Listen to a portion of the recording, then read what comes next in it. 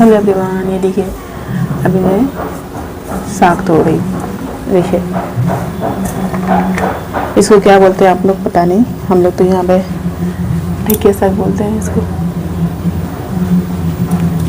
यहाँ पे खरीदना नहीं पड़ता है, इधर जंगल में जहाँ तहाँ रहता है इसमें से तोड़ के लाते हैं। सुबह गए थे तोड़ के लाए थे, तो अभी मैं बनाऊँगी दाल चावल दाल साग। बहुत ज़्यादा है, देखिए नहीं ज़्यादा दिख रहा है लेकिन बनाने से थोड़ा हो जाएगा। इसको अच्छी तरह से मैं तोड़ूंगी, काटना नहीं पड़ता है, इसको तोड़ना पड़ता है इस तरह से। इसको सुबह लाएं तो इसको सुबह धूप में दे दिए आधा घंटा के लिए, ताकि इसमें जो कीड़ा फतिंगा होता है ना, तो धूप में रखने से निकल जाता है, तो इसलिए धूप में रख दिए थे। तो देखिए इस तरह से झाड़ के इसे झाड़ना पड़ता है ताकि कीड़ा जो हो निकल जाए। उसके बाद मैं इसको इस तरह इस तरह से तोड़ूंगी, इस तरह से तोड़ दूंगी और इसको डंठल को फेंक दूंगी। इस तरह से सारा तोड़ के रख दूंगी, अच्छा लगता है खाने के लिए गर्मी में। इस तरह फेंक दूंगी। देखिए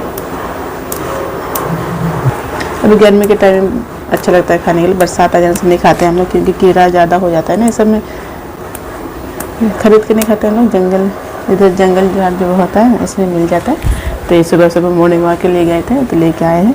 तो बोल रहे थे सुबह कि ये साग बनाना, धूप में रख दिए थे आनकर। अब मैं इसको बनाऊंगी। तोड़ने में थोड़ा टाइम लगता है। ये देखिए मैं साग को तोड़ दिया अच्छी तरह से। देखिए थोड़ा बड़ा बड़ा तोड़ के रखी हूँ। और यहाँ पे प्याज 2 ठो ले ली हूँ, 3 ठो हरा मिर्चा ले ली हूँ। अब उसको मैं अच्छे से बारीक काटेंगे प्याज को और मिर्चा को। और यहाँ कढ़ाई बैठा दी हूँ। कढ़ाई को थोड़ा गर्म कर दूँगी, थोड़ा ज़्यादा गर्म करेंगे। उसके बाद सरसों का तेल में बनाऊँगी ना। यहाँ प्याज काट के रख दी हूँ, मिर्चा काट के रख दी हूँ। अब मैं जा रही हूँ बनाने के लिए। चलिए मैं आप लोग को दिखाती हूँ कैसे बनाती हूँ मैं ढेकिया का साग। यहाँ पे साग को अच्छे से धो के फिर से पानी में डुबो के रख दी हूँ, ताकि जो मिट्टी उट्टी होगा तो अच्छे से फूल के निकल जाएगा। यहाँ पे कढ़ाई भी बैठा दी हूँ, कढ़ाई को अच्छी तरह गर्म करूँगी। उसके बाद सरसों के तेल में बनाऊँगी। यहाँ पे अच्छे से साग को धो लेती हूँ, धो के इसे छान के इसमें एक थाली ली हूँ, उसमें रख देती हूँ।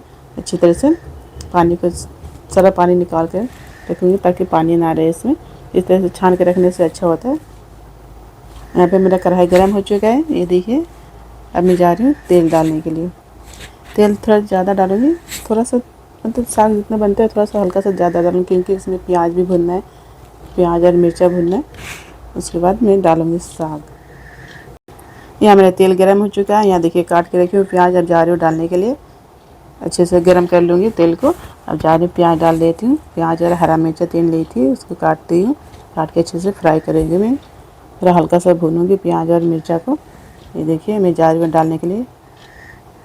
अब जा रही हूँ, अच्छे से चला देती हूँ। चला के थोड़ा सा अच्छे से भूनूँगी प्याज को, ताकि जले ना प्याज।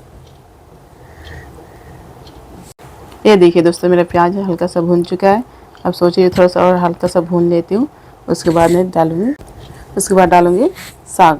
अब मैं साग को अच्छी तरह से इसमें छाँक के रखी थी, छान के। उसके बाद अच्छे से पानी को निकाल कर चिप के निकाल दूँगी इस पानी को। उसके बाद मैं डालूँगी कढ़ाई में, सारा इस तरह से डाल दूँगी साग को। और जो बचेगा देखिए कितना पानी निकल गया। अब इसको मैं अच्छे से डाल के पानी को फेंक दूँगी। और उसके बाद अच्छे से भूनूँगी। देखिए अब अच्छे से भूनूँगी साग को। अब मैं हल्दी और नमक कुछ नहीं डालने रही हूँ, अब ये सिर्फ ऐसे भूनूँगी। और उसके बाद थोड़ा सा 5 मिनट भूनने के बाद मैं डालूँगी। अब सबसे पहले हल्दी डालूँगी। हल्दी को डाल के अच्छे से भूनूँगी, अच्छे से चला लूँगी चारों तरफ। उसके बाद मैं डाल रही हूँ अब नमक डाल रही हूँ, स्वाद अनुसार नमक डाल रही हूँ। उसके बाद चलाऊँगी, अच्छे तरह से मिक्स कर दूँगी। अच्छे से मिक्स करके देखिए मेरा साग थोड़ा सा और चला के मैंने फ्राई कर लूँगी साग को। तो साग का जो पानी जब सूख जाए उसके बाद मेरा साग तैयार हो चुका है। ये देखिए अब से रोटी चावल के साथ खा सकते हैं, अच्छा लगता है। हम लोग तो चावल के साथ खाएंगे, दाल चावल और साग अच्छा लगता है। आप लोग ऐसे बना